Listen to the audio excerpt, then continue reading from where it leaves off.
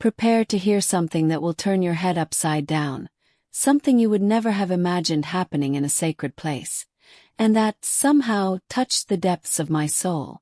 Can you imagine the confusion, the shock of seeing something absolutely unthinkable happen right in the middle of Mass?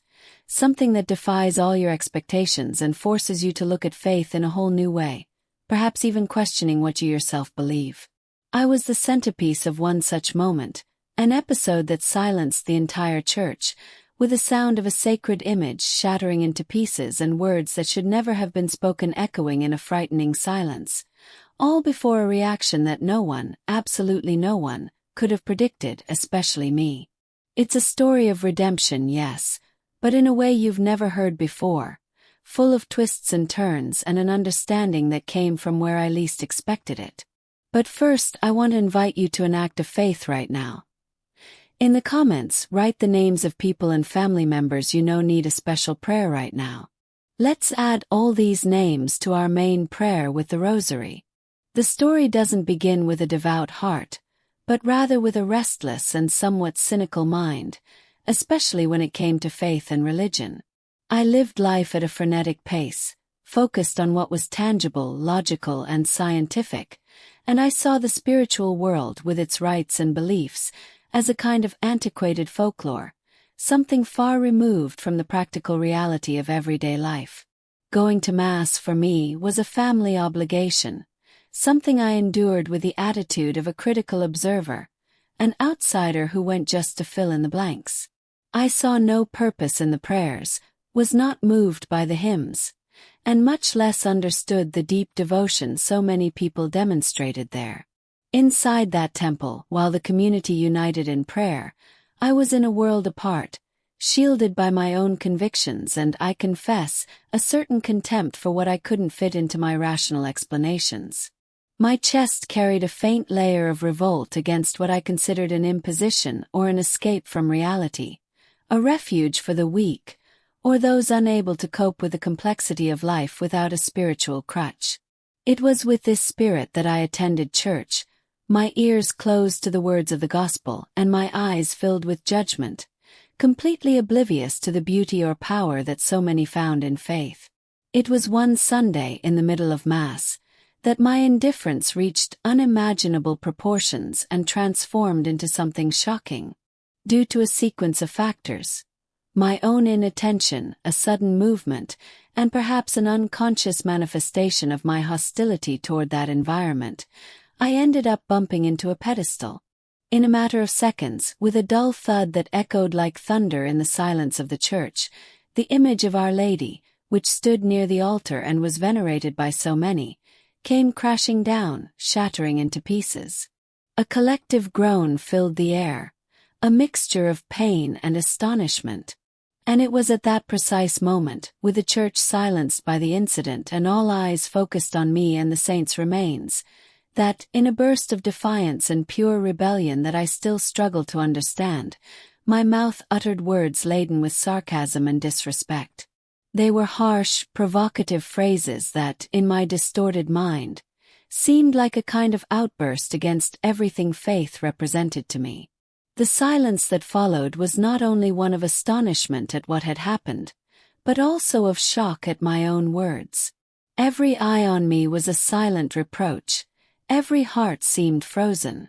I found myself at the center of a scene of horror for which there was no script, feeling the heavy weight of all those gazes, while at the same time a strange and fleeting sense of triumph invaded me, as if I had managed to shake that peaceful world with my truth.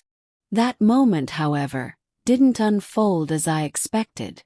With the church plunged into a piercing silence, and I, petrified before the shards of the image and my own venomous words, the priest did something that defied all my logic and preparedness for confrontation. I expected a stern rebuke, a look of condemnation, or at the very least, a fiery lecture on respect and sacrilege. But he did none of these things. With a calm that seemed to spring from an inexhaustible source, his slow, steady steps led him to the site of the disaster. He knelt there on the cold ground beside the fragments of the Virgin, and instead of staring at me or raising his voice, his gaze fixed on the pieces of the image, a gaze that expressed neither anger nor sadness, but rather profound compassion and reverence. His hands delicately began to gather the pieces, with the care of someone rescuing a precious treasure. Then, without standing and with a calm voice yet filled with gentle authority, he offered a simple prayer, asking for peace and understanding for all the hearts present, and he didn't forget to ask for special comfort for the troubled soul who had caused such damage, clearly referring to me. It was a manifestation of serenity and forgiveness that bordered on the unbelievable, a reaction that disarmed any expectations I had of a confrontation and shocked me more than any outburst of anger could have. That was the first crack in my armor of skepticism. The scene from that Sunday embedded itself in my mind like a persistent hologram.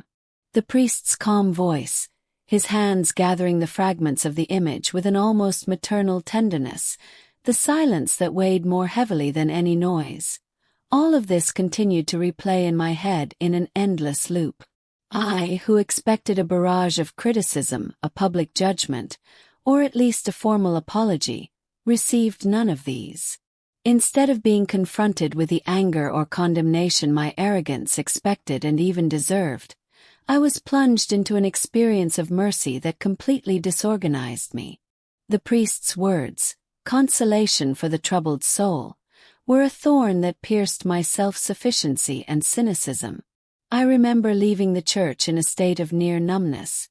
The faces of the faithful were not of explicit disapproval, but rather of sympathetic sadness, which only aggravated my discomfort. It was as if the anger I had sown had been watered not with hatred, but with a gentleness that was, to me, 1,000 times more uncomfortable.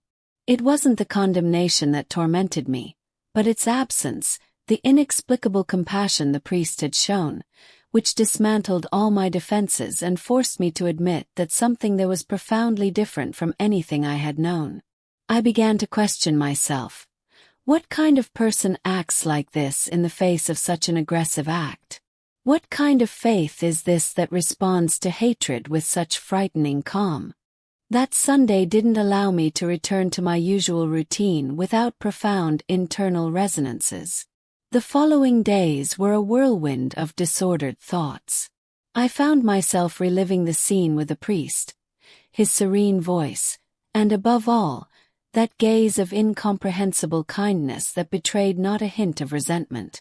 My rational mind, accustomed to analyzing facts and seeking logical explanations for everything, was in a state of disarray.